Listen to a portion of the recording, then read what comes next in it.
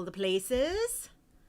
What do I want to give you here? I want to give you that. I am just coming up with a couple of things, yes, that need to be put in place because I'm having to use my backup broadcasting space, not physical space. I'm obviously in my studio where y'all are used to seeing me, but the setup that we have set up is actually not working today. And so, as always, when the show must go on, which is all the time, we are able to get things going with a different setup. I just have to now move some things around. So hi, you beautiful people. Let me know where you're watching from, both geographically and on the internet, because we are pushing through to my live, BonnieGillespie.com/live space, as well as Facebook and YouTube. So you should be able to see me in all the places. Jennifer is reporting in from Facebook, letting me know that she can see and hear me. Thank you. That is confirmation that every live streamer begs for at the beginning. And Rochelle is saying YouTube and Irvine. And Khalid is here from New York and YouTube. Fantastic. And Keith is letting me know that /live is live. So for those folks who like to participate not on a space that is Facebook or YouTube, we also have a BonnieGillespie.com/live place, and I'm seeing a boogie, and I gotta fix that because that's not okay. I'm like catching it in my monitor, and I'm like, no boogies. Always have a backup, Stephanie. Yes, always, always, always. Vegan Black Metal Chef says, great seminar on the 3 aspects and intersections. Vegan Black Metal Chef, thank you. Orlando is where you're watching from, and you're at YouTube. And so what our Orlando YouTube watching chef is talking about is this bit of brilliance that, if you have not experienced it, is still available for you for a day and a half. So you got about 33 hours left that you can go to this place right here and watch this being realized in real time. And if you watch it over at YouTube, you can speed up how fast that it is. No, not YouTube, Vimeo. What's embedded on the page, you can actually speed up if you want to hear me talk super fast and get through it in less than the hour and 41 minutes that it took us to put all of this together on Friday. But this is a thing of beauty. I am freaking in love with that workbook and that framework, and where we put together exactly how it is that your next tier success is built around 3 main principles, 3 main ingredients. They're must-haves, and they are relationships, they are tools, and they are, most of all, mindset. So thank you so much for joining me for that. Jennifer says over at Facebook, oh my God, go watch it. It was so great. I agree. It was really great. It was a lot of fun. Lenka is here from the Czech Republic. I always have so much fun with those webinar style trainings where we really dive in on instructional models rather than like a live stream like this, where largely y'all are going to drive the direction that this goes. Hello, Anna Maria. So glad that you could join us. Because the way things are going to go here today is you're going to tell me what direction you want things to go. You are going to bring up for me the concepts that you would like to chat about. Lenka has dropped in, speaking of the chat, the comments over at Facebook, the link to the replay. Please make sure you open that, bookmark it. Well, you don't have to bookmark it because it's going to be down in 33 hours. So go ahead and open that in a new tab and make sure you get that watched before we remove it, because that is something that is a thing of beauty, and we will be doing more formalized training around in December. So one of the things that's going on right now is we're doing a private sale, and I know, how is it private if I keep talking about it in front of not private places? But this is one of those things where if you're in the know and if you've been with us for a minute, you know this is coming. Every November from the history of time, I have always offered something special to people who are already on our mailing list, people who are already in our world, people who are on the wait list for things that we've got going on. I've done coaching bonuses. I've done straight up coaching package deals. I've done scholarships, enrollments into spaces that we offer for years, long before there was Getting Gear for the Next Year, and always centered around this holiday weekend in the United States of the Thanksgiving Thursday and then on through to Small Business Saturday and Cyber Monday and all of that that buying season that tends to be really hyped up. And this year in particular, I was like, I don't even want to bombard people with inbox stuff about what's going on with this. I want to be of service. I want to show up the Tuesday before the Thanksgiving holiday in the States and do a 3 biggest mistakes you're making in branding, and hopefully that you're not making in branding. And that remains available over at YouTube and Facebook, and that's not going away. So you can take your time to get to that. And that's where we actually went into this little sliver right here of the Getting Gear framework. We took this brand umbrella piece and turned this into 3 subset pieces, because all of this has a lot more moving parts than what you're able to see on here. But in general, this is the framework for success and for ongoing success in a creative career. And the thing that got really clear, and what I love about doing this for the first time with y'all on Friday, is that I get to learn what this wants to teach me it is. Let me talk about how I think of all creative brain babies, is that these are collaborations between you, between me, between this itself.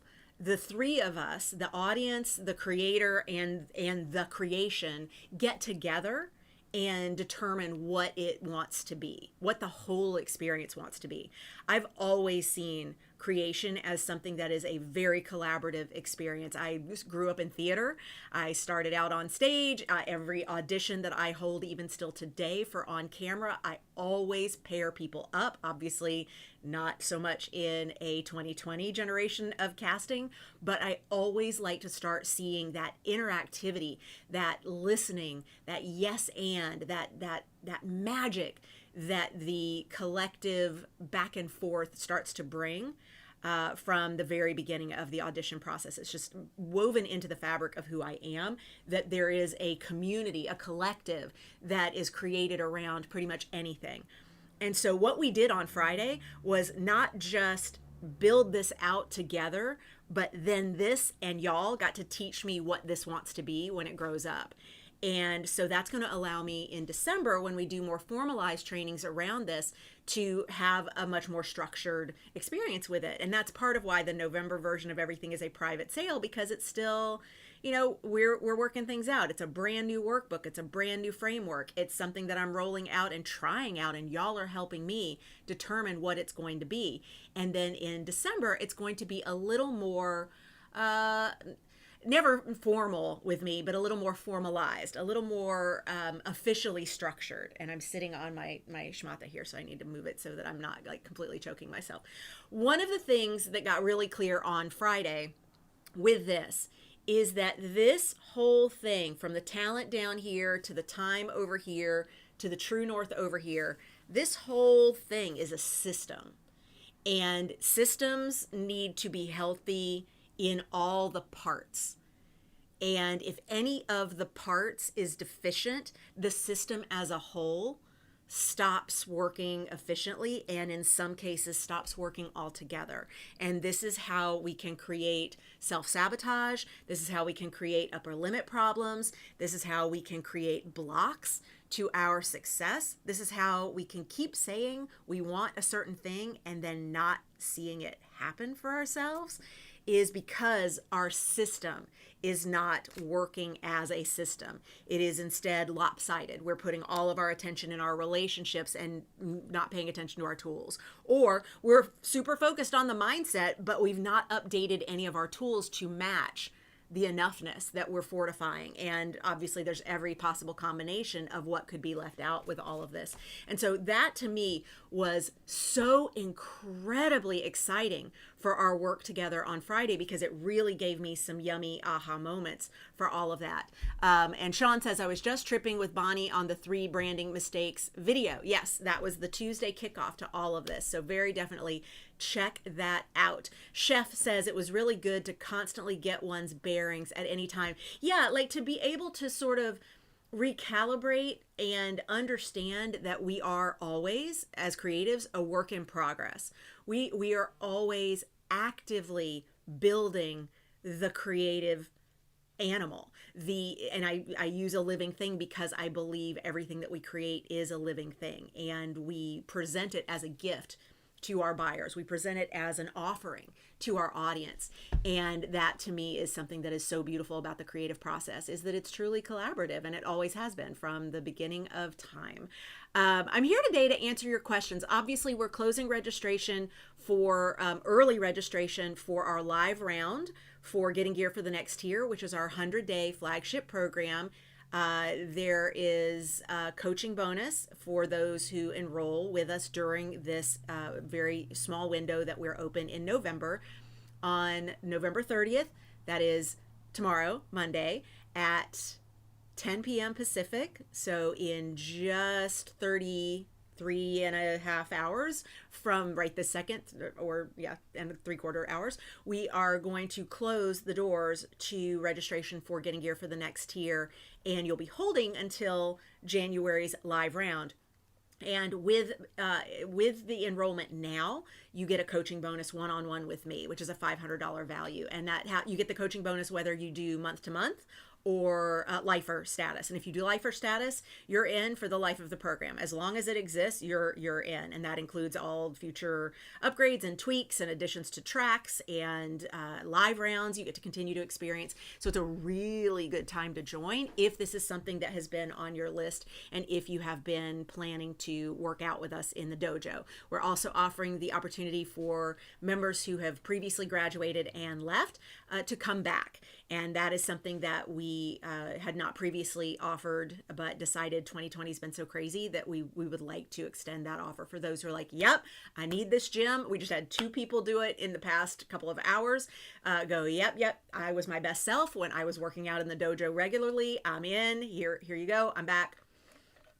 And we're very excited to welcome everyone back who feels that this is a good place for them. Stephanie says, it's like building and sustaining an ecosystem. All the pieces need to work together. Beautifully said. Beautifully said. Pam says, this will be my 5th time attempting to complete this. So, of course, Pam knows very well, it's not about completing. It's about showing up for yourself. It is like a workout. It is a gym membership. It's why we extended that opportunity for people to go lifer. If they're like, I know this is the place I want to work out. This is the place where when I hang out with these people, I do better work. I've got good spotters. I've got good trainers. I've got a good method. I've got a fantastic framework that is going to support me. You know that this is a workout that never ends, because keeping, as Stephanie said, an ecosystem healthy and balanced requires showing up for it every damn day. Jean would like to know, how much are the programs? Jean, we offer a month-to-month option for people who would like to register for $500, and then in 120 days, so that's 4 months after that membership starts, it's $30 a month to maintain membership. So just like a gym membership, and you can cancel at any time. And for those who are like, nope, I want to go lifer status, it's $1,100, and you're in for the life of the program. And if you would like to spread that out, we do have a payment plan available for people who want to go lifer status, but spread that out over 3 months. So all the information on that, by the way, is here, which I think also at this page you can watch the replay of the framework training that we did on Friday. So please feel free to go check that out. And I'm happy for y'all to ask any questions that you have here about the program, about the framework, or anything else. That's one of my favorite things about an Ask Me Anything live stream, is that y'all seriously get to just pick my brain. Whatever it is in here and in here that can serve you, I'm here for you. Ask your questions, and I will keep an eye on those comments to see if I can help you. And if you're watching in replay, make sure that you put hashtag replay in the comments over at Facebook, so that I can circle back around and answer your questions that you've asked in the comments, especially if you've done those within the window to try and get in before we close registration on Monday night. And don't worry, we will open registration again in December. It just will not have the coaching bonus. So it's not your last chance to get in for 2021 live round, but it is the last time to get that one-on-one coaching bonus, which I highly recommend that you get added to your situation, because having a one-on-one session with me during your 100 days, that first round that you're going through all of that material, getting to sit with me for an hour and really drill down on your questions, it's a big asset. Khalid says, oh, wait, Bridget first. Sorry. Bridget, do lifetime members get the free coaching bonus this time around? I never used mine last year, part of that low enoughness that's getting better every day. Bridget, no. The coaching bonus is an enrollment bonus, but if you enrolled with a coaching bonus, it was meant to be used during your first 100 days. So we can negotiate a way to maybe reactivate that with a restore fee, but write in to help at BonnieGillespie.com, because you know we want to support you in whatever way you best need to be supported.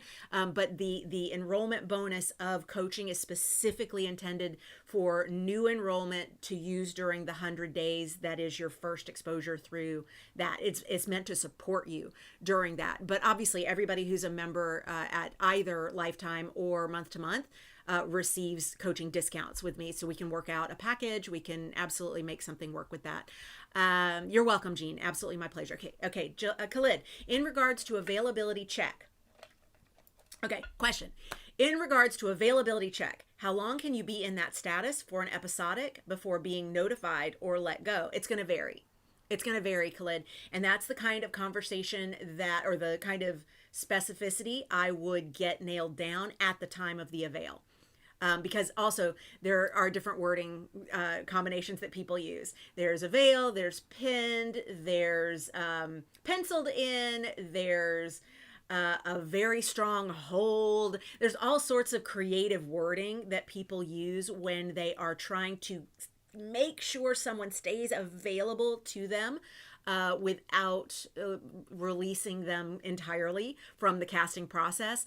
And there is so much opportunity to use wiggle room with the language that's something that just the moment that it's done, I would say, how long does this hold at last? How long am I actually on avail? How long am I turning down other projects so that I'm available for this one? Basically, you're asking, at what point can I exhale on this? And that's just something that I would make sure that is communicated at the time of the avail. And congratulations on an avail check. That's always fabulous. Jennifer says, I'm signed up and cannot wait to get going. How would you suggest someone mentally prepare to get the most out of it? Jennifer, I love this question. So hopefully you already have your welcome kit.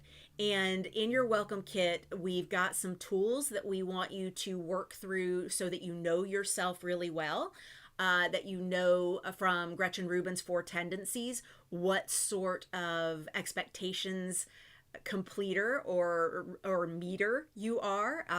Gretchen Rubin has a test called the 4 Tendencies. She has a book called the 4 Tendencies, but the superior book is called Better Than Before, which is where she introduced the 4 Tendencies before she had formalized it and turned it into a quiz. And there are 4 tendencies that we have, that we are one of these 4 generally for meeting expectations. And the way that we meet expectations is either through upholding, obliging, questioning, or rebelling.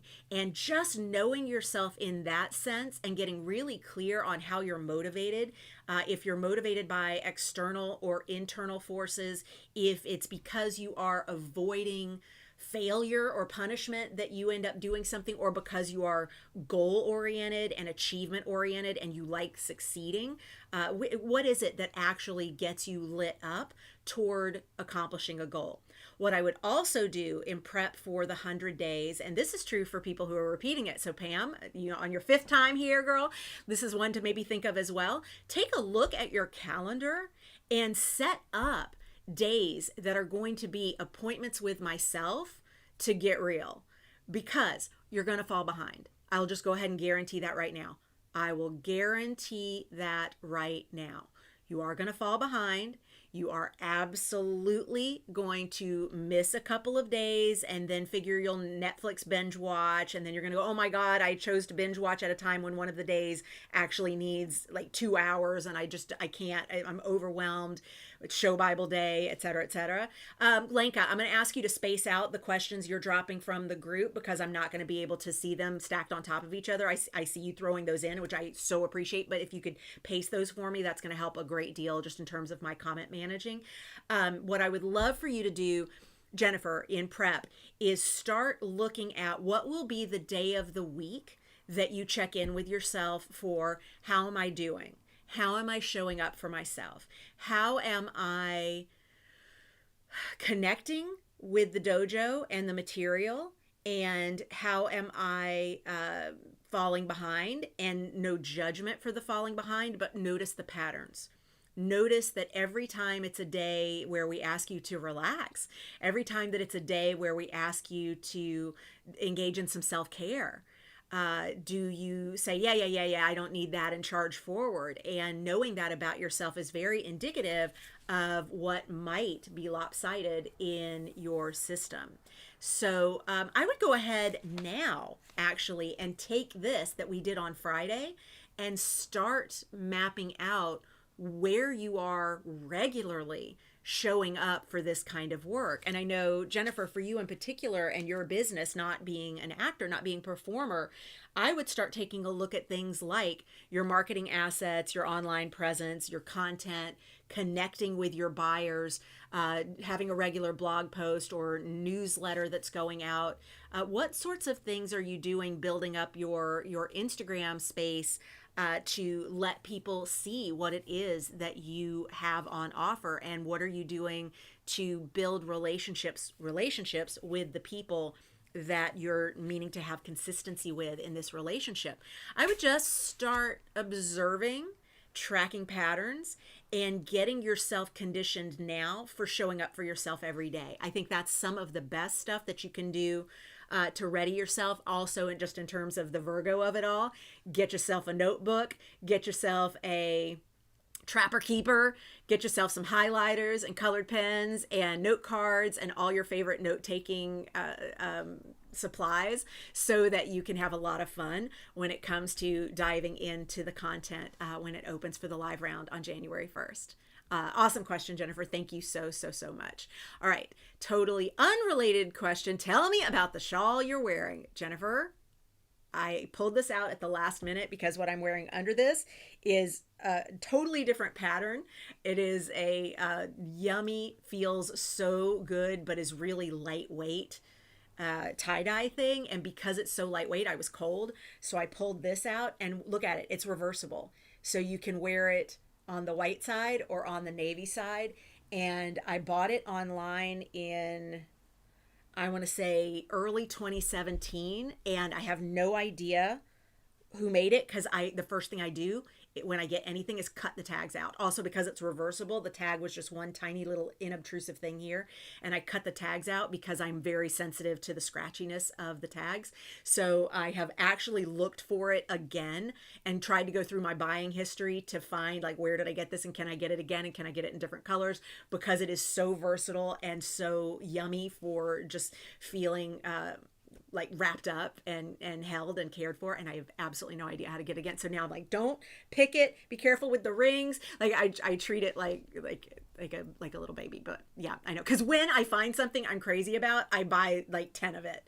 Like it's insane, because I have my uniform. It's like, these are the things that I know I like, so let's go ahead and buy a couple of them so that I never have to run out of that. Stephanie says, here's a question. What's the next course you're thinking of taking, since I know how much you love to learn all the things? So Stephanie, you know, I just finished my creative writing course, Writing with the Tarot, which was confronting and wonderful.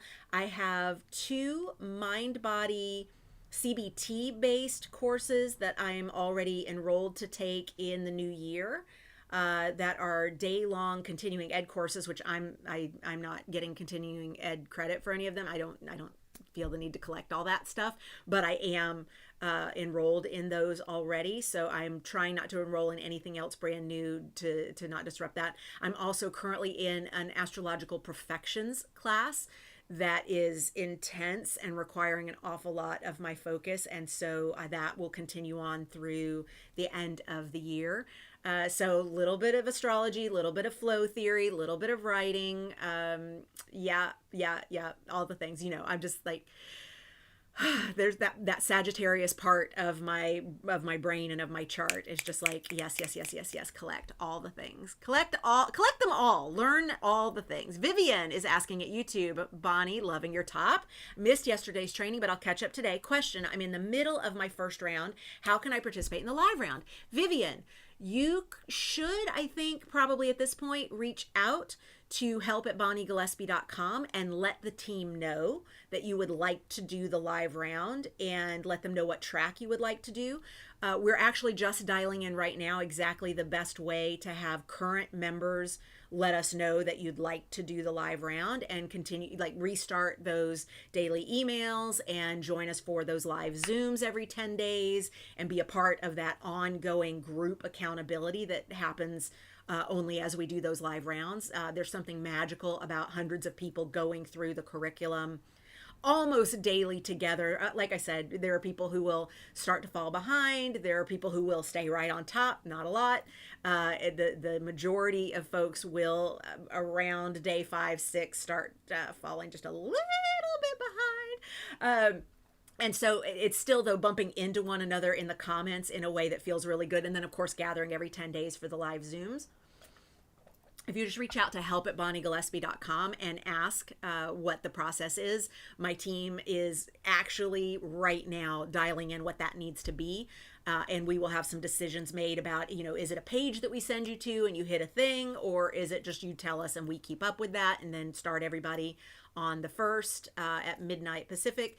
1st of January, that is. But so I think that's the best option, is to just reach out to the team.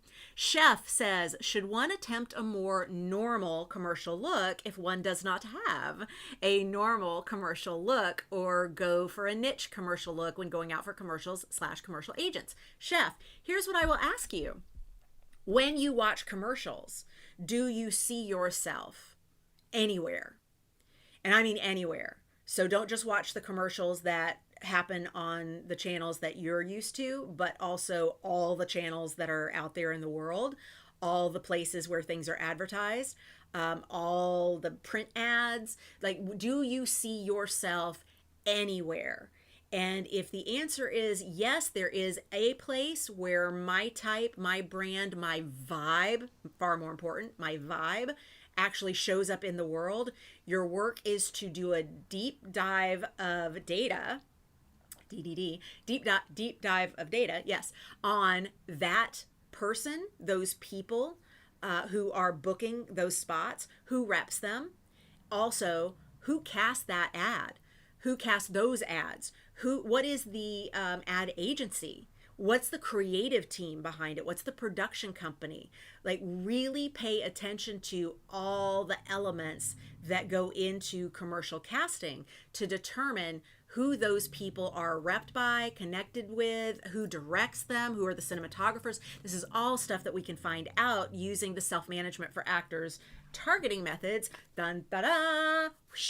Self-Management for Actors. If you don't already have it, get it. It's on Amazon. It is also an audiobook available for you at our website. If you just go to SMFA4, so SMFA4, because this is the 4th edition, .com. You can get a link to the audiobook as well as the direct links to the Kindle and the print book. There's also, if you are like, I'm not in a buying place, just Google Bonnie Gillespie commercial targeting. I actually have a blog post where I walk you through this entire process using, yes, IMDb Pro and Casting About, because Casting About does track commercial casting directors, but also I add into that iSpot.tv and some of the commercial tracking websites and services that exist out there to help you really hone in on who those folks are that need to be on your team and that need to be aware that you exist because you solve a problem that they have. Now, Chef, on the other hand, if you're like, no, I never see me out in commercials ever, I would discourage you from trying to create or cultivate a normal commercial look that goes against who you are when it comes to your true north. And if true north is foreign to you, first of all, it is a big player in our framework. So please Google Bonnie Gillespie True North. There are several exercises where I walk you through the True North visualization out on YouTube. There's a longer one, a shorter one, and a micro one that I just did the other day on Tuesday. So you really need to know your true north. And if on your true north path, there is even room for commercial bookings. There may not be, and there's no right or wrong. It's all about your path and what feels right to you. So I would not encourage you to try and create a look or a vibe that doesn't already exist in you for the type of work that you want to do as a storyteller. And sorry guys, I am just like distracted by like makeup or boogies hanging off me, and either way it's got to stop. All right, cool. Thank you for the question, Chef. That's fantastic. Amanda says, with the 100 days, when do you think is the best time to schedule the coaching? What are your top tips on preparing for a coaching session with you? Ooh, Amanda, love this question, and thank you so much for joining us and for asking. Okay, within the 100 days, I think the best time to schedule the coaching is going to be after day 50 if you are keeping up with the timeline. And if you're not keeping up with the timeline, then definitely before we're at day 75, even if you're not there, so we can talk about where you got stuck and where we can get you plugged back in so that you're able to really make the most of what we have created for you in that space. There are some people who the second the 100 days start, they schedule their one-on-one with me. And I'll tell you the story of the one that I felt was the biggest waste of his time and energy and such a waste of what he wanted to do in that coaching session. He booked his coaching session to take place with me in the first week of getting gear for the next tier when he came in during a live round, which means he coached with me, I want to say on like day 6 of the live round. And first of all, day 6, we just getting started. We got 100 days. And so day 6 is super, super early, of course, as you just know from knowing numbers. The only thing he wanted to talk about was his brand. I need to understand my brand. I need to know my log line. I need to know the adjectives that describe me. I don't want to do a survey. I don't want to collect data. I am not interested in putting in the work. I want you, Bonnie Gillespie, to tell me what is my brand, what are my target shows, and how do I then get cast and get an agent who's going to rep me based off this brand. Basically, he wanted me to do his branding for him, which is not a service I offer. So we sat in that session together with me going, when you get to day 8, you are going to XYZ, and at that point you will learn ABC about your brand. And he said, yeah, but you tell me. And I'm like, well, when you get to day 21, you are also going to learn XYZ about ABC, and that will layer on to the work that you've been doing in all these other areas that is going to influence what your brand is and what you know about your targets and your team. And of course, your mindset and the enoughness is constantly building, which actually shifts what your brand is. Because when you are trying to figure out who you are brand-wise and you have low enoughness, you're like, what do they want? What do they want? When you have high enoughness, you're like, what the hell do I want? And who's already out there who serves that? Because I'm about to make their day by letting them know I'm available. It's a completely different dynamic. And there are 8 days within the 100 that are specifically dedicated to getting your brand, your log line, your bio, your just everything lined up. And they layer upon one another along with the enoughness work, along with the relationship work, along with your training and your confidence. And it all layers so beautifully so that this system exists as a whole.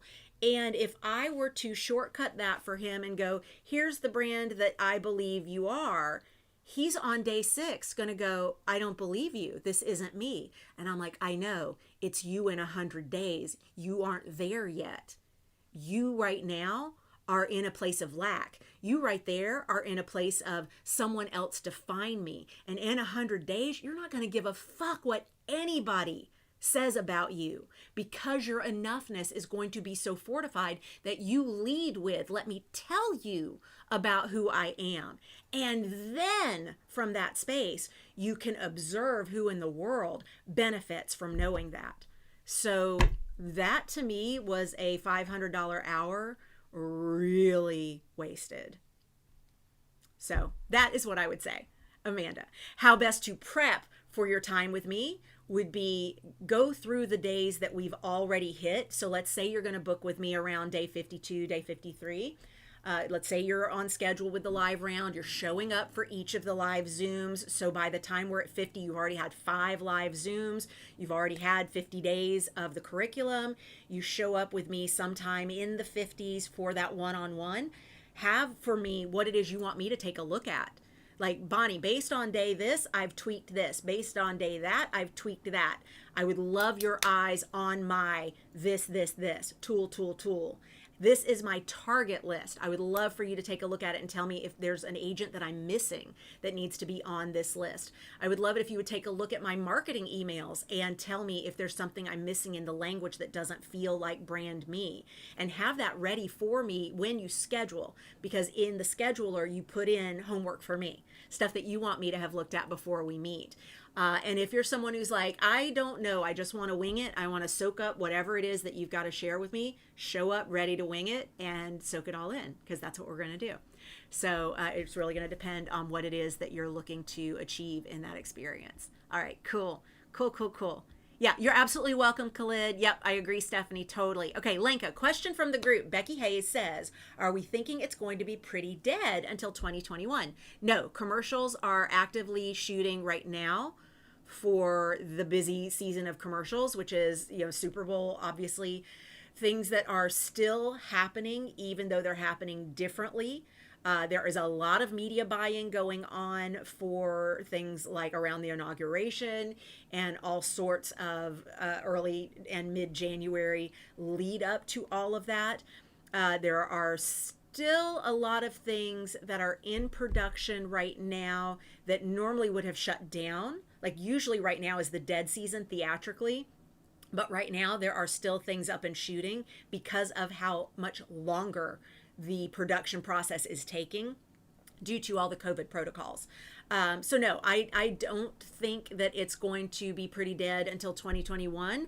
I think if you're in a market where very little is going on, that could continue to be the case for that market, but that means it's a fantastic time for you to be researching the other markets in which you can be a local hire, to be making sure that all of your tools are shored up so that when things pick back up in your area, you have everything ready to go and you're not scrambling as soon as the breakdowns start showing up to then get your shit together. Great question. Thank you, Linka, for conveying that from Becky. Erica says, off the chef's question, what is the balance between standing out and looking the role? I've heard rules regarding what not to wear, but there are many actors who break the rules and are noticed for it. Erica, I love this question. Okay. Those stories are like when we hear about the person who won the lottery and then we go, oh, cool, I can win the lottery. And it's like, that person won the lottery. A person wins the lottery. Millions of people do not win the lottery. There are so many tickets sold that don't win, but we all hear the story about the one that did. So when we hear about a rule breaker who got rewarded, we immediately, there's a day on this in the 100 days, we immediately decide that one story becomes the rule. And then we create a business plan off that one story. And that's why I'm all about the data. I go, let's look at the data. How many times does that behavior not only not get rewarded, but get someone blacklisted? Way more times. I'm not asking you to go around afraid of being blacklisted. Not at all. I'm asking you to show up aligned. And if showing up aligned for you means something wacky and something risk-takey and something rule-breaky, by all means do it because you're aligned with it. But if you're aligned with it, you're not really asking you're not asking me a question about should I or shouldn't I, because you already have decided it's a rule and I don't want to break it. I care. And people who are rewarded for rule breaking don't give a fuck about the rules. That is part of why it works, because they live in a world where those rules aren't even visible. But for those of us who are rule followers, we see those rules, we know what they are, we feel twitchy when we go even toward the edge of them, much less break them. And I would not turn into a business plan or a strategy one story about the time that finger guns in a headshot worked, because there's at least 3,042 times yesterday that finger guns in a headshot got someone put in the what were they thinking file, and every casting director has a what were they thinking file. Lenka says, question from the group number 2. Nina has asked, I'm a nobody from nowhere, Pennsylvania. First of all, I will ask you to reframe your language about yourself, because you're not a nobody and you're not from nowhere. You are somebody from somewhere, and that labeling is not serving you. I understand it's a joke, you're being lighthearted, but the brain hears that messaging, and I would just be really careful with that, because the brain starts to believe it, and then when success starts to come, we think the success is a trick. We think it's a lie. We think someone's punking us. We think that it can't be true. And so we need to go ahead and start talking about success in your brain as if it is the truth, so that when it does happen in real life, it matches and we don't reject it, because we reject it energetically if we are not already accustomed to that kind of self-talk. So there's that. Nina continues, how do I even get started in a COVID world now that theater has taken away my only means of learning the craft itself?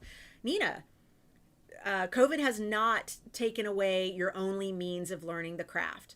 If theater was your preferred way of getting a workout, you will need to change your workout. Just like if going to a gym and taking group classes was your workout, you've had to learn how to work out at home or work out one-on-one in socially distanced training facilities. Nothing has taken away your only means of anything. What I know for sure about this business and the people in it, and when I say this business, yes, I mean showbiz, but I also mean any creative business, and everyone who gravitates toward me is a creative entrepreneur. You are a business person who is running a creative business. You are a storyteller who has a voice. You are going to come up with creative ways to solve the problems that exist for every entrepreneur. And so if you're someone who thrived in theater and theater got shut down, there's theater that's being produced via Zoom. If you're someone who was taking a group in-person class and that got shut down, there are group classes being taught on Zoom. It's a different level of energy management. It's a little bit different experience in terms of the connection, yes, but it still exists, and that recalibrating is part of what we've all had to do for 2020, and nothing has shut that down. So it's just an opportunity to pivot and get creative. Cool. Sean says, on branding, is one way to think of it like Mercedes. Certain things come up when one thinks of them. Is it more what Mercedes wants others to think of them, or what others organically think of them? Sean, I'm not going to use Mercedes as a specific. I'm going to just say in general.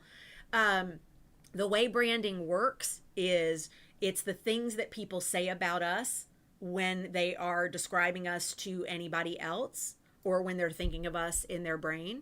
And the thing that they think is driven by what we intentionally put out there, and then what is true once they buy and they have that experience of being with us versus what we marketed, or we're not doing enough about marketing, and we're not sharing an experience that when they do buy is consistent with the marketing, and then they're making it up for themselves. You are always creating your brand either by default or by deliberate action. And when you are not deliberate with your brand, you are creating your brand by default, which means you're leaving it up to the people to say what they gonna say, and you don't get to steer it much at all, which in a way is a choice. Yeah, so that's how that works. Hi, Lelia, good to see you. Jennifer says you can't see me, but I'm nodding along. I can do that. Thanks. I got myself a favorite notebook and pens all ready to go. Yes, awesome. Yes, yes. Hi, Heather. Glad you could join us. No such thing as late. I'm glad you're here. Anybody watching in replay, hashtag replay in the comments over at Facebook, and I will circle back around to get your questions answered. We are just engaging in an Ask Me Anything while we are celebrating the last hours of my replay from Friday, in which I rolled out the Getting Gear framework. This system here is all working together. You could take a screen grab of that. I think you can see through that text a little. Let me remove the overlay so that you can see it completely. Dun da da. That right there, take a screen grab. But you can also get this workbook over at this link, and so even if you don't have time to watch the replay, grab that workbook because it is pure fire, and I'm very proud of this little workbook. Yes, this framework is everything you need, even if you're not doing the 100 days, to help you run your creative career in a healthy and holistic way, because I want y'all healthy. I want y'all thriving. I want y'all feeling blissed out about your creative career. One of my least favorite things is when people choose to get into a creative career and then bitch about how hard it is or get like bitter about it. And I'm like, quit smack talking my love, my lady love, this business, this creative life, this experience that we're all sharing here on this planet for this limited period of time. Like, quit smack talking it. Quit talking shit about a life that is filled with creativity and opportunity to problem solve in creative ways. So that framework will help with that. If you are joining us in the 100 days, there's information on this page as well, how you can join us for the live round kicking off January 1st, midnight Pacific. If you join us by 10 p.m. Pacific Monday, so that's just 30, I did the math before on this, 33 hours or so from now. If you join us by then, either life to life, month to month, or lifer, not life to life, that'd be interesting, lifer or month to month status, you get a bonus coaching one-on-one hour with me, which is a $500 value added on to what you choose member wise. So I definitely recommend that you check that out. If working with me for 2021 is on your list, this is a fantastic way to do it, not just in a group that is filled with positivity and those every 10-day Zooms where we work together on the material and make sure that any blocks are getting busted through, but also one-to-one time so that you can have my full focused attention for an hour to really dig deep on issues that might be blocking you. And that coaching bonus is only available through November 30th at 10 p.m. Pacific. Okay, all the information's right there. Cool. Jennifer, yes, okay, cool, excellent. Sean, thinking of branding. Okay, Lexus, I think that's the same thing you just asked about with Mercedes. So I will scroll on here, and you may have deleted the first comment and it didn't delete from my screen.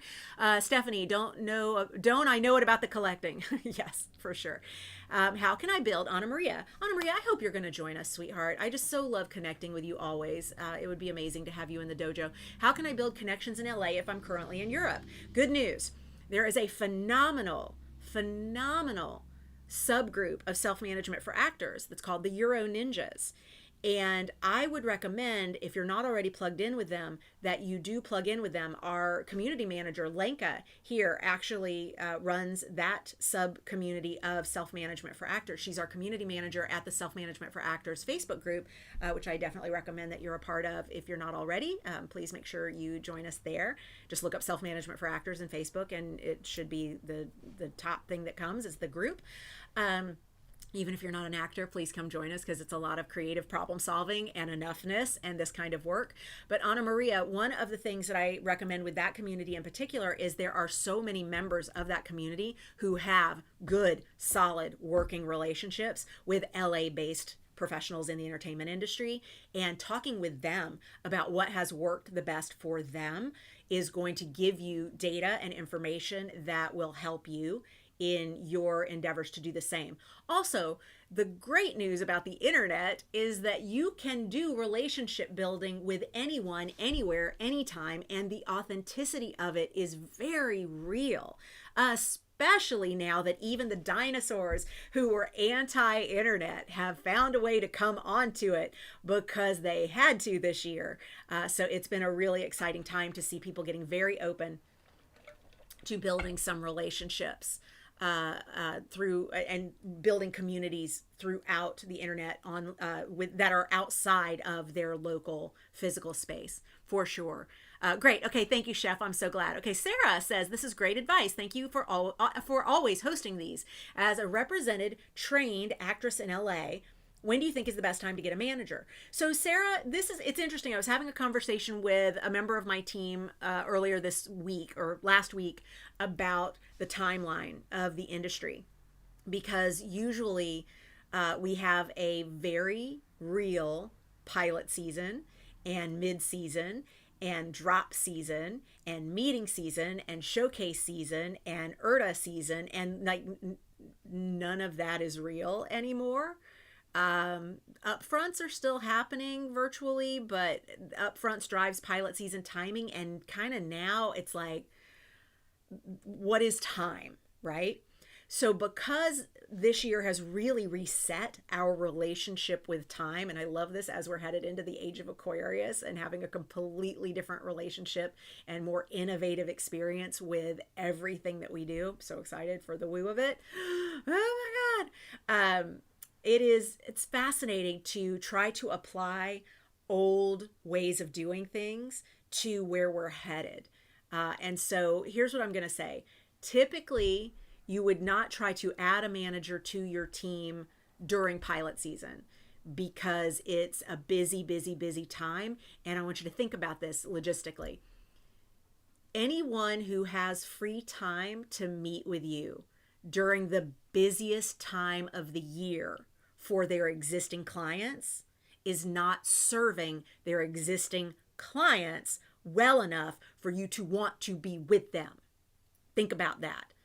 Every pilot season I hear from actors who are like, yay, I got this meeting with so-and-so. And I'm like, next year, when you think so-and-so needs to be getting you out for pilots and that jackass is out taking meetings with all sorts of people that they're not repping, you are not going to be happy with this fact right now that you're loving, that you're getting this meeting during pilot season. So really think about, where do you want your manager's energy focused during certain times of the industry seasons? And again, all bets are off with timing now, so it's a little less structured than it used to be. I would say when your research is showing you that someone who is on your true north path, someone who is a hell yes rep, is aligning with your ability to submit for them and get a meeting with them, that's the time. That's the time. So case by case by case by case by case by case by case. John says, is there a better lane to stay in for an Aquarius actor, or is it more about your type and brand and nothing to do with your sign? John, I love this question like so freaking hard, because if there's a version of my work that is like astro branding and helping actors align with their most castable brand using their charts, that's fire. That's pure fire. I love that. So for an Aquarius actor, I think that you probably already have a type and brand that aligns with being an Aquarius. You wouldn't ask the question otherwise. So it's probably already coming through your type and brand that you are a little more innovative and a little more group focused and a little more fairly representative of, and hoping for a more representative world and collective, because that's all very 11th house Aquarius stuff. Here's what I would do. Do a type and brand survey like we do in Self-Management for Actors. Plug for the book again. I could just point at the poster, but the poster's got the 3rd edition on it. So that's from when I did a book signing and Q&A at Barnes & Noble a bajillion years ago. 4th edition, 5th printing. This is the one you want. Also, if you don't have the book, you can Google Bonnie Gillespie brand survey, and I have a masterclass free on how to do that, and a workbook and just checklist and all the things. Do a type and brand survey, interview your bookings, get really clear on what all of that is, but then also do an audit of all the words that to be Aquarius include. What are all the words that being Aquarius generates? And then I would compare my branding results from the surveys with the words that always come up about being Aquarius. And then anything that's on both those lists, that is a hell yes, slam dunk, bullseye for your brand. And then the stuff that is not in common is just a part of your larger brand umbrella when you pull to the edges of that brand umbrella rather than the center. Yes. Cool. Yes, Justine says enoughness shifts things for sure. Yes, honey. Yes. Joe says for someone who has some indie film credits, what's the best way to get our first TV co-star credits without an agent? Should we be targeting agents at this point? Okay, Joe, go to Bonnie Gillespie, how to get an agent. Google that. And I'm not having the team drop links on this. I'm just telling you what to Google because the only link I really want everybody to go to today is this one. And I hope you already have it open in another window, another tab, because you're going to want to watch. You're going to want to watch this. Not two. Maybe you're going to want to watch this. You're going to want to watch this because it is a phenomenal structure that you can follow even if you're not joining us for the 100 days. But hopefully you're joining us for the 100 days so you can get the coaching bonus and do our live round with us in January. So this will help a great deal. What I want you to Google is Bonnie Gillespie, how to get an agent. Because Joe, even if you're like, I'm not specifically looking to get an agent, I'm looking to book that first co-star, you are going to learn from that 75-minute video that exists when you Google Bonnie Gillespie, how to get an agent.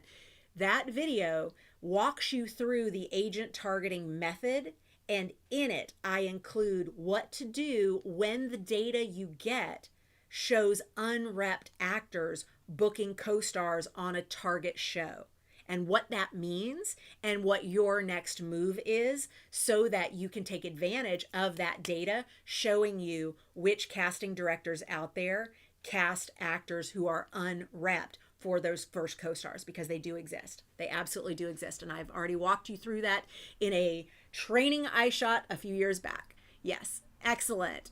Oh, Tanya, I love you. Thank you for being here. Laura, so good to see you. Some of our beautiful members and lifers hanging out.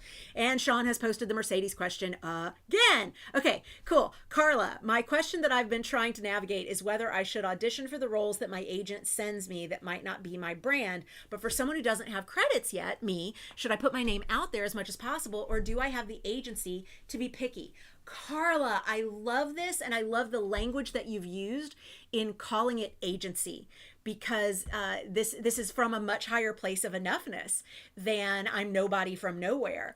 And so I really appreciate the self-talk that you're using, which is I'm aware that I am at a certain tier.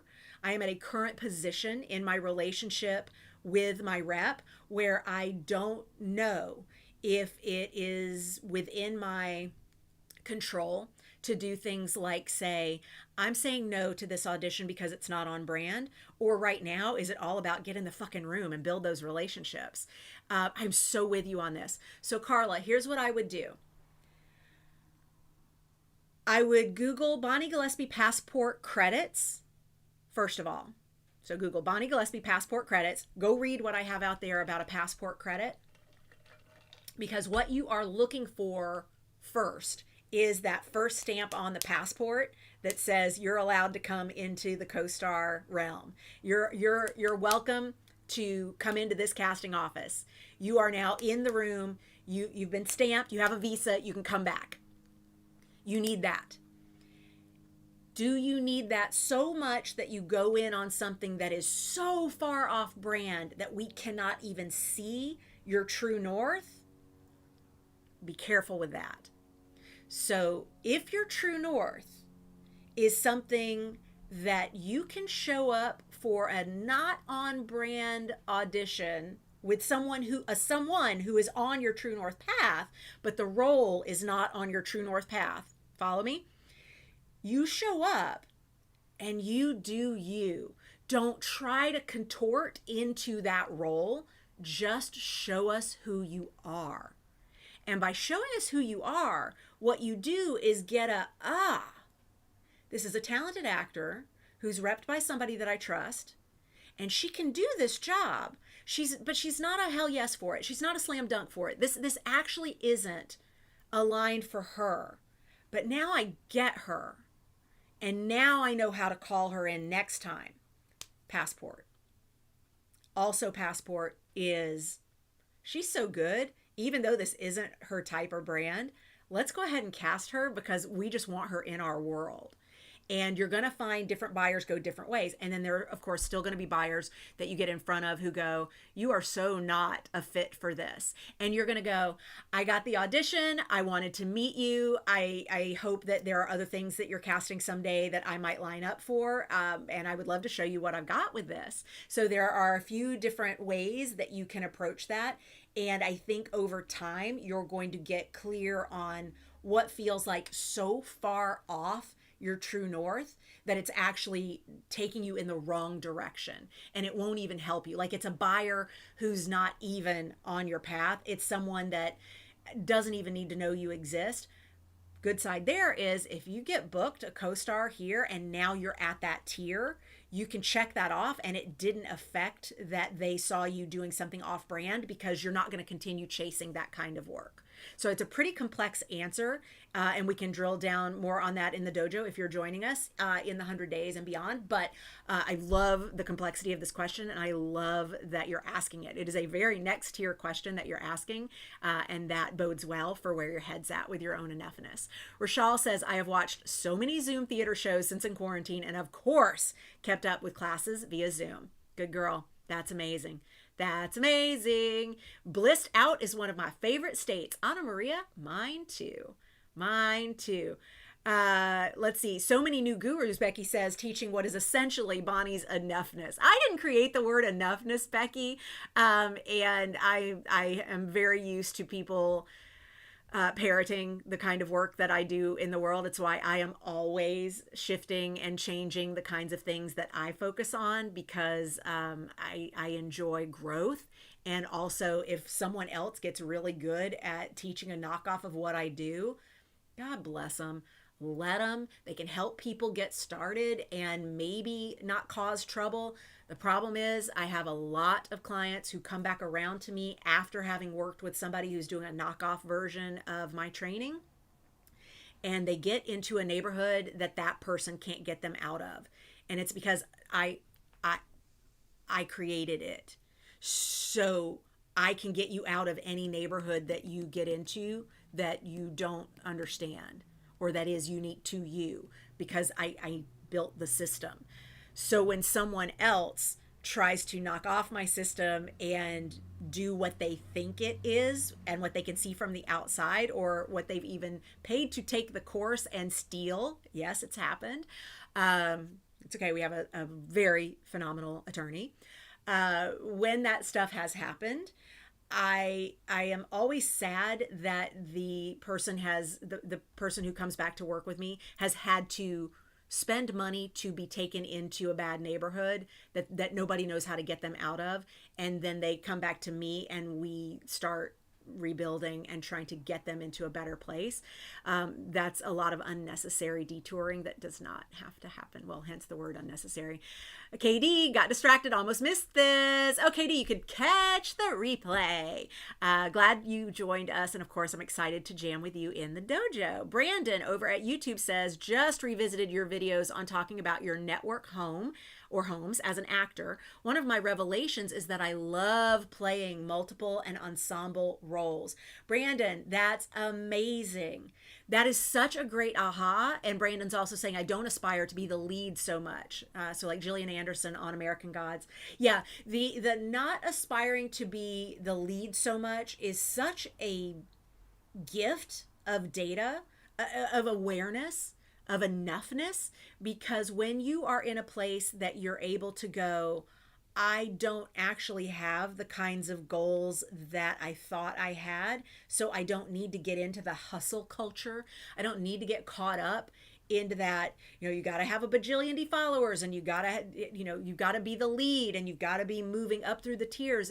For me, it's sort of how I feel, honestly, about $1 million business. So I'm at a point in our business where there's a lot of pressure in entrepreneurial groups to go from where I currently am to $1 million a year business. And I don't know that lights me up. I look at what I'm able to do and the change I'm able to create in the world and the people I'm able to hire and the causes I'm able to invest in and the things I'm able to finance and get behind, and ways that when I was younger, I had to go out in the street and use my body and use my voice and hold up signs. And as I'm older, I can fucking write a check. Stuff that I always someday hoped I would be able to do. I don't know that crossing the $1 million a year mark makes that big a difference in what I'm able to do in ways that are important to me, to match the amount of hustle that might be required. And so interestingly enough, we're finding that with the Astrologer's Daughter and Launch at 85%, my business coaching business, we actually have 2 other businesses besides self-management for actors. And instead of having a $1 million plus a year business, I may actually have 3 $500,000 a year businesses, or 3 $600,000-$700,000 a year businesses, or 1 $800,000 a year business and a $300,000 a year business, whatever. Like we're figuring that out. And I don't know that it labels me a failure if I didn't achieve a $1 million year off this brain baby. I can't imagine that the word failure ever goes with what I've been able to do in the world off something that existed in my brain and then became a movement. Now, I don't think I need a certain amount of money in the bank in order to make that check the box of success. It already has many times over. It already has many times over. We have clients who've won all but the Tony in the EGOT. We have the Emmy, we have the Golden Globe, we have the Oscar. We do not yet have the Tony, but we also have a Grammy. So we've got an EGOT, not a T. So who's going to be our first Tony winner? That's what I want to know. Who's going to be our first Self-Management for Actors Tony winner? But my point in all of this is we get these things stuck in our head, like Brandon's talking about, of like, I've got to be a lead. I've got to be the star. I've got to be, Denzel level, Meryl level, talented and famous. And it's like, do you? Do you really? Or can you be, hey, that guy? Can you be, hey, it's that guy, and be happy and feel fulfilled and reach amazing heights with your talent and with the people that you get to touch with your work? Yeah, Brandon, I'm with you. I think that we get certain labels that are not even ours. And by the way, that's why mindset is the top in all of this. And it's why enoughness is so incredibly important, because when we're working from our own enoughness and not outsourcing our goals to other people's definitions of what we should be or who we should be, we actually have a lot more joy in our life. And go back to the Anna Maria phrase of being blissed out. We get to be blissed out a whole lot more. And being blissed out, being happy and able to pay my team and pay my rent and invest in causes that are important to me, that checks enough boxes. I don't know that the rest is necessary. So anyway, Leila says, I'm already in the membership. Proud lifer. Can I still buy and book coachings with you? Leila, yes. And you get a coaching discount because you're a member. So just reach out to help@BonnieGillespie.com and you will, and just tell them I want to book coaching with Bonnie. What are my options? And we can work out a package if you want. And when you buy a package, it's discounted even further. I've got someone who works with me once a month. She just does a 15-minute phoner with me every month, and she pays for the year in advance and gets a ridiculous discount because she pays for a year at a time. And then just every month she's on my schedule for just a check-in. All sorts of different things we can work out with you, but absolutely, yes, that is doable. Just reach out to help@BonnieGillespie.com. Ninjas are worldwide, Justine. It's true. Becky says, I'm embarrassed to ask, but can you have 2 managers? Not asking for me. I just didn't know what to tell a friend who thinks I'm the gal to ask. Becky, I love that you have a reputation with your friends as the gal to ask. That's wonderful that you are identified as someone who is helpful and resourceful. That's awesome. And thank you for coming to me with that question. It depends on the contract, but almost always. I don't know the last time I saw a manager contract that did not include exclusivity. Where you may see that it doesn't have exclusivity, which means you're exclusively my client and no one else's.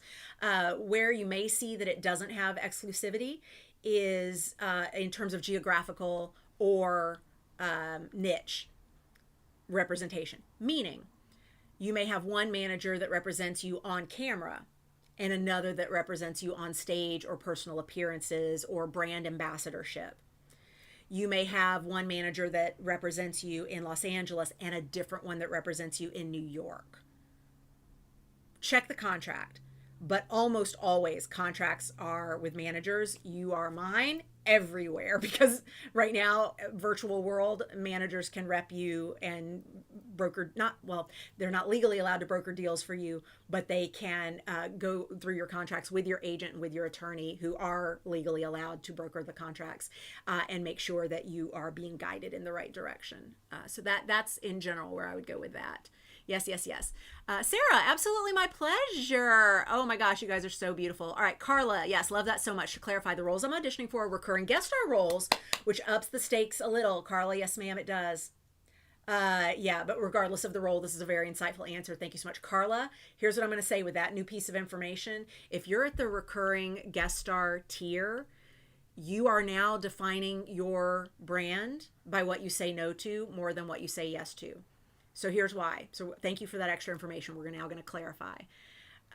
Because you are already going in for recurring guest star, you're not going into new rooms.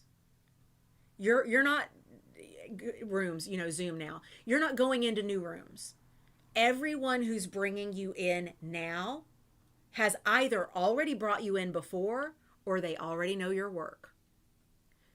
You're not a stranger. Even if it's your first time going in for that person, they know your work, which means you already have your little soldiers, your tools. You already have your tools going out in your true north direction, showing those buyers what it is that you do.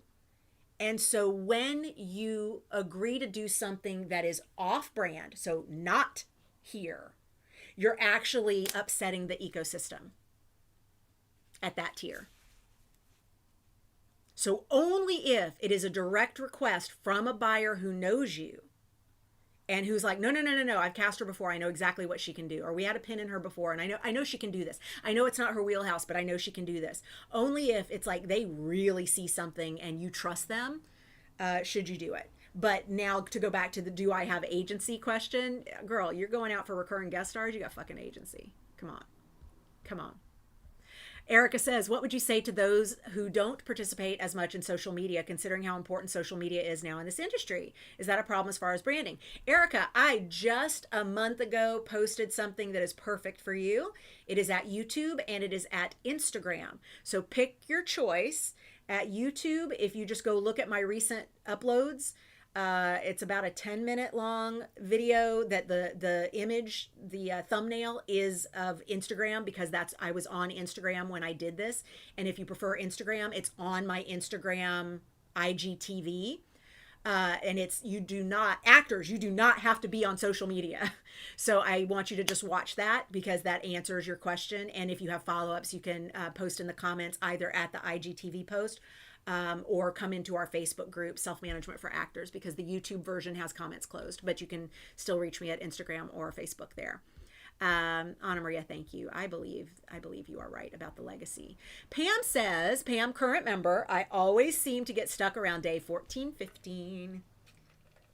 It seems to be deep diving that stops me. Any advice for staying on track and getting through the stuck? Pam, I'm going to ask you, is day 15 specifically confronting to you because we ask you to live your life as if you already are the best at what you do? And we ask you to do some things like a digital detox and start waking up with no alarm clock and trusting your brain and retraining your brain. Is that what's confronting, or is it the day 14 stuff that's confronting, which is the population of thirds? Tell me if it's something about the content that feels like a stopper to you, or if it is just that by then you're 2 weeks in and life. Because I'll answer you differently based on which of those. We got so many people volunteering to be the first Tony winner for Self-Management for Actors. Can y'all all go win in the same year? So we've got like 10 Tony winning clients in the exact same year. Good God, that would be amazing. And then you all get to share it. Brandon says, I've noticed that the majority of UK training actors focuses on the spirit of ensemble, which just makes them that more magnetic with just 5 lines. I agree, Brandon. Erica says, I just want to be a consistently working actor. Everything else is icing. Erica, we have a phrase for this in our Self-Management for Actors world and in our Getting Gear for the Next Tier framework, baseline criteria. My baseline criteria, once it's met, everything else is bonus points. And like that baseline criteria is, I just want to work. Awards, bonus points. Millions of dollars, bonus points. Hashtag Tony Tsunami. Joe wants to know at Facebook, what are some good ways to start building relationships with your target casting offices? Joe, fantastic question, and the data will show you. What I mean is, each of your targets is already exhibiting behavior that lets you know what they respond to. So all you got to do is watch them as individuals and don't try to treat all your targets the same, because we're people, we're different. Just like we like different kinds of foods or different kinds of music, we like different kinds of contact. And so if let's say you've got your half dozen primary targets that are a part of your True North path, and for your very next tier you've got, and all of that, we do all of that work in the 100 days. By the way, I think it's time for the replay link to go back one more time for those who are just tuning in and want to get in on this free training that is up until 10 p.m. Pacific, Monday, the 30th of November. That is also when our enrollment bonus for a free coaching hour, $500 value with me, goes away, along with your ability to enroll early for Getting Gear for the Next Tier live round starting January 1st. Our 100-day flagship program. Yes, the bonus is yours whether you sign up for month to month or lifer status. Either way. But anyway, go check all of this out. As I'm talking about the tiers and the targets and getting very specific on who those people are, you only need to manage a few of those at the same time.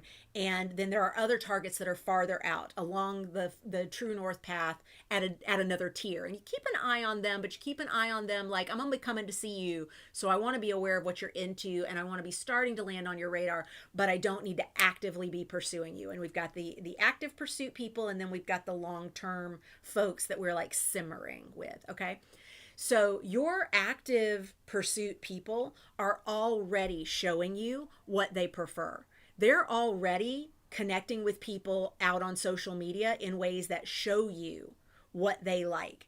you can see they reply to tweets, or they follow people back on Instagram, or they engage in the comments at their Facebook page, or they run a Facebook group, or maybe they even run online workshops or classes or panel discussions or free talks, and they encourage you to come and be a part of the world like that.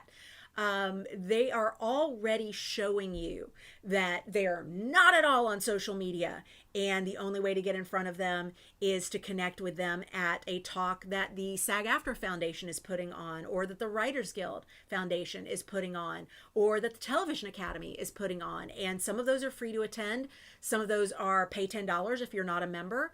But there are so many ways to get involved in the Q&A of those types of events, and to connect with people who are buyers at all different tiers and for your True North path. And so the data is already showing you, and you need to treat everybody differently rather than looking for one, not saying that you were, Joe, but just in general, rather than looking for one blanket way to treat all of the people that you're trying to build relationships with, because they need to be handled individually. It's relationship management for individual relationships. Yes. That's also why we don't ask you to go for all the targets at once, because that's not sustainable. That's too much work, and we want you to really narrowly focus on the very next people who need to know you exist, and then find ways to do that align with who you are as a brand and as a storyteller and what it is that they need. Cool. Sam, yes, I have heard about human design. I'm not crazy about it. I did a human design intake thingy where I gave them my birth info, and then they sent a report, and it was garbage. It may just be that I chose the wrong one to go into. I do know people who do it and love it and rely on it and go deep with it, and I think that's great. But to me, it's trying to take an awful lot of what astrology already does, and a little bit of what numerology already does, and then a little Myers-Briggs and maybe Enneagram, which is also something I've never done, and mash it all into an assessment. And I don't know. It doesn't land for me in a place that serves me in a way that's anywhere close to what all those others that I'm already very well entrenched with already do. Lelia, how different is London in terms of research and calling people in because of Spotlight? I've had some wonderful roles in films, but no co-stars TV, and I've auditioned a few times for series regulars. Also, having done a lot of research, the relationships here feel a bit different to the US. So, Lelia, the relationship building that takes place market to market is, in fact, going to be a little different. Certainly, and that's part of why you do the research. It's part of why you gather data about what works in that market and what is it that's going to be best fit for your targets, your True North, your tier, all of that. But also with London in particular, I believe there's such a big emphasis, or there has been pre-COVID, there's such a big emphasis on theater and your work out there as a theater actor, that I think a lot of times those smaller roles in television there get cast off theater built relationships, rather than the kinds of auditions that you're used to getting off the films. The fact that you're able to get those film level auditions off Spotlight, of course, also lends itself to the fact that there's a much longer production window for films. It just takes longer, and television moves so quickly that a lot of times, and this is true no matter the market, we're going into our personal files. Like every time I do any kind of casting for Bernie and Artificial, the Emmy award winning show for Twitch that I cast some roles for here, this right here poster and my Emmy certificate up above there, bling. That stuff right there, I don't know the last time that I've actually reached out to agents and managers and asked for submissions. It's been a couple of years. I go to my files. I go to people that I connect with in my world. I go to people whose work I know and have seen and have become a fan of, because I keep a list, because that's my job. The casting part of my world is keep up with that shit. And so I think it's going to be different, of course, now in a post-COVID, current in COVID experience. where theater obviously is not going to be the main place. But at some point, Lelia, those existing files are going to dwindle, and casting directors are going to have to get creative about where they go to find new talent and people that can do those co-star roles in television, even in London.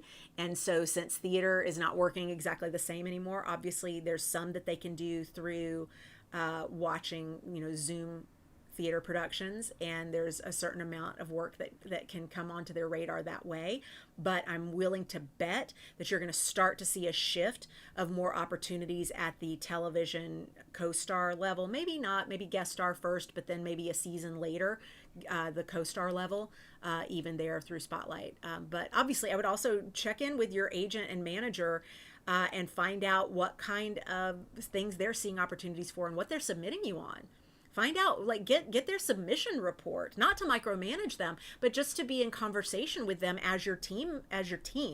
What are you getting me out on? What are you submitting me for? And what headshot are you using? And is it time to change the headshot because maybe the headshot that we're using isn't landing for that particular buyer? All sorts of conversations like that could start to happen, and that could change what your results are. Pam, coming back to the day 14, day 15. In reviewing my workbook, I think my stuck happens for two reasons. One, the money track is what I was focusing on, and there is a lot of work being done. Denise Duffield Thomas totally got me off track. Pam, here's what I'm going to recommend. And second, I think life starts to get in the way and the enthusiasm of the course starts to wane a bit as the hard work keeps coming. So Pam, how do you do with physical workouts? You're fit. How do you do with physical workouts? How do you do with, I show up to the gym on the regular, or in a COVID life, I show up to my home gym on the regular. I put in the work. I go for a walk. I mask up, go for a walk. I take care of my body. How do you continue to show up for that? And in my estimation, it's because we schedule it before all the other stuff starts coming. I think you need to treat the dojo like a gym, and it just has to be a non-negotiable if you want to get past day 14, 15. And maybe that means you don't do a track. Maybe you don't do a track this live round. Maybe all you do is open one day at a time and show up for the Zooms every 10 days. And if you're like, I can't even do the Zooms, but I can show up every day. Like, there are different ways to approach it, and different people feel supported by different parts of the program. The idea of the 100 days is not to create all the things that support all the people universally. It's to have so many different things available that you can customize what it is that serves you. But I know for me personally, I had to make my body a priority. And the way that I had to make my health a priority. And the way that it works is I open up my schedule seriously 2-3 months ahead and book with my personal trainer. Book. If that stuff doesn't get booked in first, I'll never find a way to fit it in. And it's a fundamental. So my self-care, my massage, my pre-COVID chiropractic, acupuncture, things that I do to keep my body aligned, all have to go in the schedule first, or else I can't exist to maintain the business that pays everybody's rent. So I think it just has to become what's called a big rock. This is a Stephen Covey philosophy, and I don't think he created it, but it's a thing that he popularized. That if you had a jar that is filled with big rocks and pebbles and sand, those three ingredients are, big rocks are the things that have to exist, like Maslow's hierarchy of needs. You got to eat, you got to have shelter, you got to have a body that works, you got to have a brain that works, you got to be there for yourself, right? You got to have your shit together in your physical life, like just primal shit, right? Those are the big rocks. the little pebbles are things that we think are pretty important. And so these can be things like, I need to work with clients so that I'm bringing in money. I need to work my day job so that I'm bringing in money. I probably need to send out some emails to let people know I have something for sale so they can spend money so that I can pay rent. So like the pebbles are pretty important, but they're not the big rocks, because there's no place to pay rent on if we don't have the ability to live. So really understand the difference between the big rocks and the pebbles. And then the sand is shit like opening your email first thing when you wake up. Your sand is doom scrolling on social networking. Your sand is everybody else's priorities that become your to-do list if you let it. Sand is the overwhelm. Sand is all the little shit tasks that really honestly could wait, but you end up prioritizing them because they're everywhere, because the sand fills in everywhere. So here's how it works. Big rocks go in first, because if big rocks don't go in first, if we start with sand and then we do the pebbles, there's no room to get the big rocks in there and to the bottom where they need to be the foundation. So we start with big rocks, then the pebbles, then the sand. So use that visual to help you really see how you're treating the 100 days, and maybe don't do the money mindset work at the same time that we're trying to get you to get into a space of enoughness of you are the best in the world at what it is you do. No one else can do Pam Tierney like Pam Tierney. No one else can deliver the you-ness that is you. And you need to be committed to her, to next tier her, to true north her. And every time you're not showing up for today, you're not showing up for future you. And really get clear about what it is that makes you choose everyone but you in those moments. Because it's the getting diverted because it's hard and there's life and the money mindset work is a lot. Like those are really good reasons. Those are really good labels to put on I stopped showing up for myself. But the truth of it is you stop showing up for yourself. I can't make you do that. I can create an environment where it's really fun for you to do it. You're here. You showed up here. You're here right now. You're an existing client and you're here. So you know there's value in showing up for this kind of stuff, because what it is you're showing up for yourself. So I wish you would give yourself a lot of grace and space and start by, like right now here in November, looking at your January calendar and putting in days where there's going to be like a 3-hour block where you do nothing but dojo work so you can catch up if you're behind. And that becomes a non-negotiable. And everyone in your life just has to deal with this 3 hours, this 1 day a week is going to be my dojo time, because if I don't do it, it's like not working out. I'm not trying to meet future me. I'm clearly not showing up for the appointment that is my best self, next tier me, future me, board of directors meeting. I'm no showing myself. Cool. All right. Okay. Get off my soapbox now. That felt like a lot. If you have not had a self-hug today, please give yourself one. And oh my God, even if you've had one, do it again. It feels good. It feels good. Okay. Carla says, no, I'm so sorry for being, you're not being complicated. No, Carla, you just gave me more information and I had different advice. Yes. No, the fact that you are being brought in for recurring guest stars means they know your work, honey. You don't get a recurring guest star on an existing series audition without them knowing your work. So it doesn't matter that it's the first time you're meeting them. If you're going in at that tier, they already know your work from co-stars. They already know your work from non-recurring guest stars. You already have momentum and they know your work. And so now it's body of work that's doing the work. Yep. Cool. And I love that you're saying, set the tone for my career from the gecko, like the little animal rather than the get-go. That's adorable. Oh, that's so cute. That's so cute. Awesome. Nicola says, hey, Bonnie, love your videos. I would like to ask, what's your go-to approach for actors who live in an Eastern European country, Bulgaria in my case, and want to have an agent from London? Nicola, are you a member of the Euro Ninjas Facebook group? I would recommend that you pop in to the Euro Ninjas Facebook group. Lenka will invite you.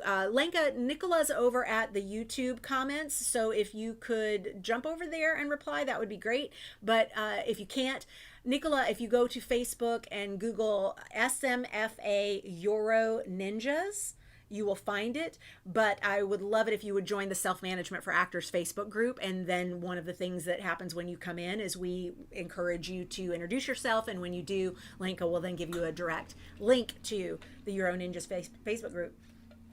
We actually just a bit ago here talked about working in London and being an actor with that focus as your market. And I also talked about an actor in London looking to build to the market of Los Angeles. And in your case, you're in Bulgaria looking to build to the market of London. I think there are a lot of people already in our world who can support you in what you might want to do with very specific information about what has worked for them. Yeah, absolutely. Because there are nuances to the Self-Management for Actors targeting work for those spaces, but absolutely it is still targeting work. It is still very much targeting and your team. And when you're targeting new reps, these become the same thing, which is all a part of the relationship sector on here. Take a screen grab of that if you didn't when I put it up before, or if you just came in now. And I realized that as soon as I did that, I probably blew out my focus. So let me see if I can get the focus back here. Am I out of focus? Am I soft focused? Did I totally make my face like Barbara Walters Vaseline coated filter? All right, go over here to watch the replay from Friday. And also at this point, you now have like 32 hours to join us in the dojo for Live Round 2021 with a coaching bonus from me, $500 value. And that is true whether you enroll with the month to month or life or status. Okay, I got a little warm because I've been talking for seriously 96 minutes. This is a lot, even under a Gemini moon. That's a lot of chatting. Oh, by the way, lunar eclipse tonight, 1:29 a.m. Pacific on the 30th. So in just a few hours, we have a full moon in Gemini under the Sagittarius sun. That is a biggie. That is a big full moon. So all my woo crew, y'all know what to do, because I already gave it to you on our coaching for the December calendar and what to expect and how to make the most of all this time. Carlise, I saw you on TV.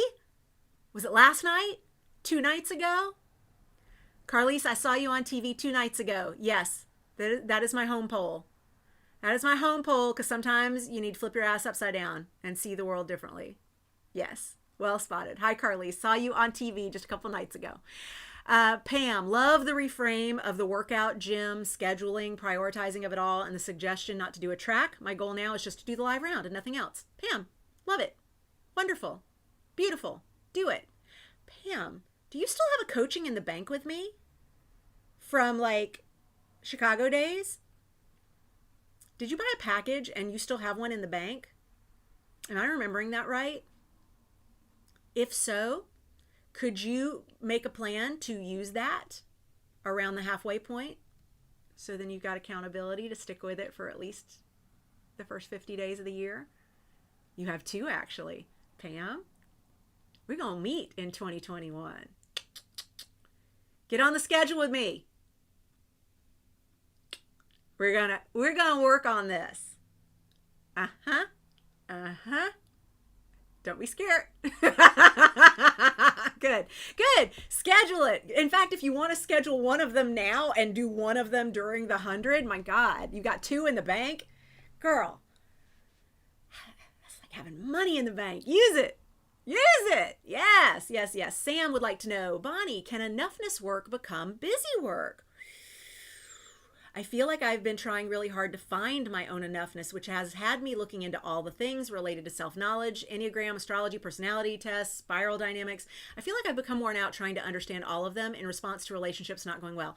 Sam, I love this question because it parallels something that happened in my young life, teen life, still feel like I'm a little out of focus, and I think the sun is also not helping because of where it's landing. It's distracting me. If it's not distracting y'all, we're okay. Okay. Okay. Anyway, okay. When I was 15, 16 maybe. Okay.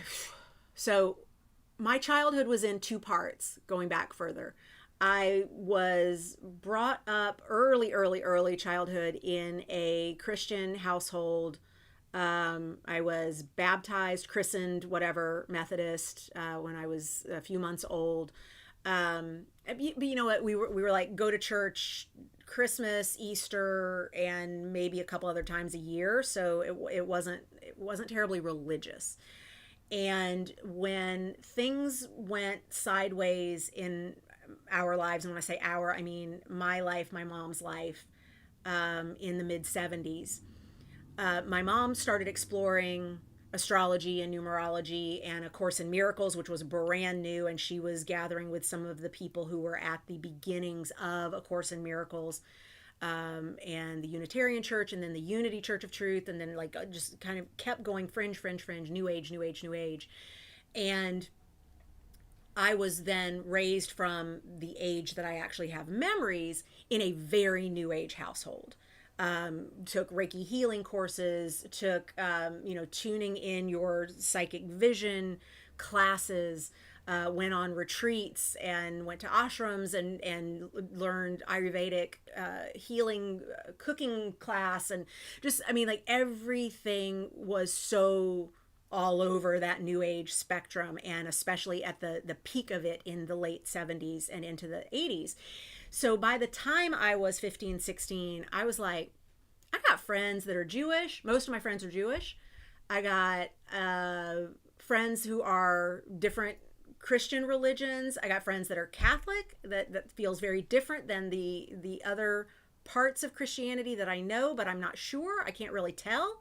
I've got Buddhist friends. I have Muslim friends. I have agnostic and atheist friends. I have like all these people that are different religions. And here I am in my mid to now late teens going, I don't know what I might be.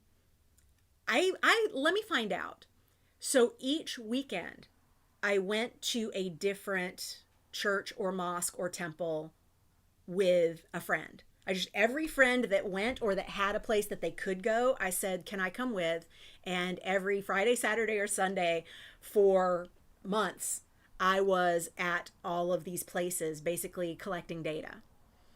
I was learning what is this world and what is it all about, right? At each of the places. And it felt a little bit like what you're describing, Sam, that it got a bit into, am I doing a bit of busy work to try and figure out what is right for me by getting all the information that's out there? And how long could I keep doing this before I finally have to sit with it and go, what does the data that I've now already received tell me? What is it that I now know about all of this just based on the scouting that I've been doing?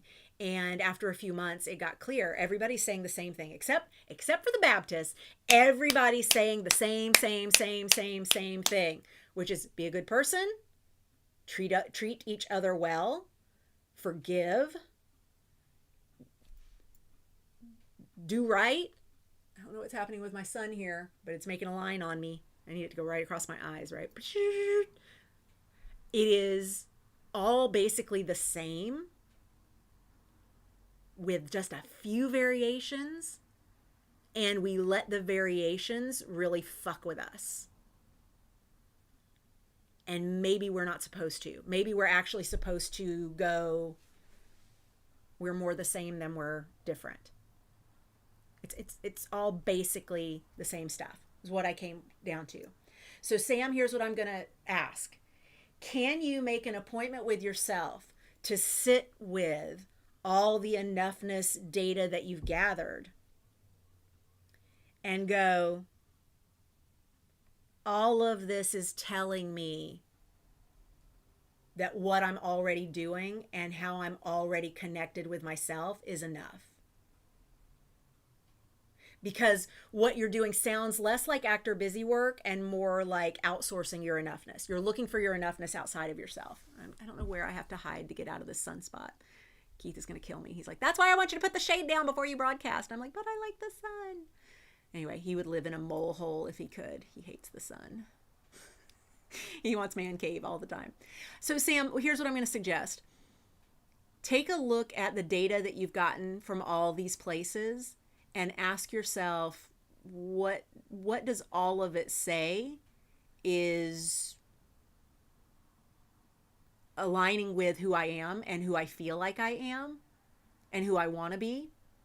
And does it have to be, because my Leo is or whatever, and my Jupiter is that, and my numerology is this, and my Enneagram is this, and my human design is that? Like, does it have to be all the assessments? Or can it be, that was interesting information about that one thing according to that one filter? And also know that every assessment has the bias inherent in the people who created the assessment. So it's never really objective. So I'm going to just recommend that because you already think it could be busy work, that you look for where it's already telling you information that's helpful and then back off from the part of it that doesn't feel like it's serving you anymore. But yeah, you could definitely get yourself into assessment paralysis. That's why I've never taken the Enneagram, and I have never taken the Clifton Strengths Finder, the Gallup Clifton Strengths, because I'm like, I know enough about myself. I know who I am. I don't need to take any more damn tests. I got it. I know what it is to be Bonnie. I don't need another label. And there are certain labels that I love, like Gretchen Rubin's 4 Tendencies. I love knowing I'm an upholder because I can see places where I do that upholder glitch of creating a set of rules for yourself and then holding yourself to them, even though you created those rules when you were fucking 4. And they need to change. And that inability to be flexible with your own damn rules, and you created the rules just to help you get things done. So I use them as ways to help me navigate stuff. But I think we can get into a bit of paralysis with that, for sure. Faux show. Hello, Brian. So glad to see you. Thank you for joining. Rochelle, I'm so glad you were able to join us. And of course, you can catch the rest on the replay. Absolutely my pleasure. Jen, I love you too. I'm so glad you're all signed up and ready for January 1st. Yes. Oh my gosh. Yes. We're going to have such a blast. Welcome back to the dojo, my love. I am so happy to welcome you back. Yes, for those of you who have previously graduated and left the membership and want to come back, we are also inviting you to come back. And we have 2 ways that you can do so. One is come back month to month with a restore fee, or come back lifer. And so just email help@bonniegillespie.com. And my team will look you up on the magic spreadsheet of all the people who have ever dojoed and get you the proper link for your situation. So if you know someone else who is coming back and they share their link with you, just know that you may have a better deal than they have, because everybody's got a different one based on when they left and whether they are coming back month to month or coming back lifer. Anyway, but yes, all that's available to you as well. Cool. Seems like I am caught up with the comments. I was way behind for a really long time because there were so many. And I appreciate that. That's how an Ask Me Anything's supposed to go. We're coming up on 2 hours, so this is a perfect time to be done. When should I hit the restart my 100 days button so I'm in line with the live round peeps, Pam says. Pam, put on your calendar to go hit the restart button on December 31st before 10 p.m. Pacific, or just email the team now, help@bonniegillespie.com, and say, I want to do the live round. I want the emails for every day. I want the Zooms every 10 days. And I don't want to do a track. And the team has I believe, an Airtable spreadsheet going a database of what everybody is writing in saying they want, so that hopefully we can get everybody in the right place at the right time. Stephanie is playing around with Aligned Advantage in the background. Welcome to Aligned Advantage membership, Stephanie. I think you're going to enjoy it a great deal. We geek out on the woo. Jen Bates says, Lifer in the house. Yeah, girl. Sam, you are absolutely welcome. My pleasure. I hope that resonates with you in some way. Yeah, I think that we go searching for stuff outside ourselves to kind of confirm stuff that we already know, but don't yet trust ourselves to just say, this is who I am. That's part of the enoughness journey. It's a muscle. It's a muscle, and we are always working that muscle of knowing I'm enough and not making it somebody else's job to tell us we're enough, to define our level of enoughness. It's a lot of work. It's a lot of work, because if we think about it, and this is work we do in expansive capacity more than anywhere else, we go back to that first age in life when we were too much for somebody, and it was somebody whose job it is to take care of us, to keep us safe, to keep us fed, to keep us alive. We're very young, and suddenly we're too loud, we're too much. That thing that we used to get praise for, like, oh, look at the baby, like all the stuff that being ourselves got us so much praise about, and then suddenly it's, you're too loud, because we don't know situations. We don't know, oh, we're in a space where that's too loud. Oh, this is someone else's, like we are just learning those boundaries, and so we get punished for being our fullest selves. And we immediately go into primal brain. It's the only part of the brain that's developed at this point, really. The executive function is coming on slowly and in big chunks at this point. And the finer stuff is not getting brought online yet. And as we develop this connection to our inherent safety with, oh shit, I'm too much, we right there anchor all the enoughness we're going to give away for the rest of our lives, which is why we make it easy for the casting couch to exist. It's why we make it easy for scams to exist. It's why we make it easy for molestation to exist. It's why we make it easy for manipulation to exist. Anything small or large on that spectrum where we doubt ourselves and doubt our gut instinct for who we're meant to be and trust someone else over ourselves, all of that harkens back to that earliest moment when we thought, oh, I could die if I don't tuck in my enoughness. I better change who I am. That shit got figured out at like age 4, y'all. 4, 5, 6, 7, somewhere in there. Yep. So when we're trying to recover from that, when we're trying to reconnect with who we're actually meant to be, it's a bit of confronting work. It's a bit of confronting work. And so that's part of why I do things like create a framework so that it doesn't feel as scary, because then you're able to go, I am working on this thing right here, right now. And also, Pam, speaking to you about showing up for yourself, in addition to getting your sessions with me on the books, which I'm so glad you're going to do. Doing this is going to help you a great deal, because instead of, oh my God, the 100 days, there's so much, you're going to go, today, we're working here. This is this day. I have gone through actually every single day of the 100 and put them in, hang on, wait, and put in what section of the framework they fall in. And there's also this map, which I've not yet debuted officially. It's coming. So you'll be able to sneak up on the part of the brain that's terrified. Because honestly, when you stop showing up for yourself, it's because there's a part of your brain that's very aware you're about to grow, and it's scared. It's scared. It's just the primal brain doing its job. The primal brain says stay safe and small. The primal brain says don't be too big, don't be too much, don't be too seen. It's why in expansive capacity this month our topic was your relationship with being seen, because it's such a biggie. We don't want to be a big target. However, we've chosen these creative lives where if we do our jobs well, we have millions of eyeballs on us. It is quite the conundrum. But that's our work. That's our work. All right, you beautiful people, we will stop here as we approach the 2-hour mark. Well, then, Sam, I would ask yourself, what year are you in numerologically? Because if this confronting work has been the whole year for you, I'm willing to bet that there's something in the numerology of this year that lines up with that. And for those of you who are woo curious, I will be doing a woo woo live stream on December 18th.